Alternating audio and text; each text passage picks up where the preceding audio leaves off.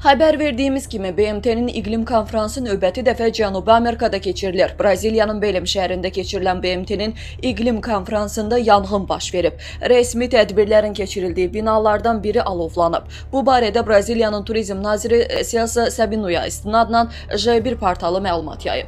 Belém şəhərində keçirilən BMT-nin iqlim dəyişikliyi üzrə çərçivə konvensiyasının tərəflər konfransının 30-cu sessiyasında COP30-da yanğından sonra bütün meydançalar bağlanıb. Bu barədə konfransın keçirildiyi yerdən Britaniyalı jurnalist İmran Çowdhury məlumat yayıb. Onun sözlərinə görə yanğın nəzarət altına alınıb. Yanğının baş vermə səbəbi məlum deyil. Alov COP-un əksər pavilyonlarını məhv eləyib. Zərər çəkənlər barədə məlumat daxil olmayıb. Hazırda konfransın işini nə vaxt bərpa edə biləcəyi barədə də məlumat yoxdur, deyə jurnalist bildirib. Qeyd edək ki, Aİ-nin audiovizual portalında Braziliyadan canlı yayımlar barədə əvvəlcədən proqramda göstərilən məlumatlar da silinib. Əlavə eləyək ki, COP30 iqlim konfransı Braziliyanın Para ştatının şimalında yerləşən Belém şəhərində 10-21 noyabr tarixlərində keçirilir.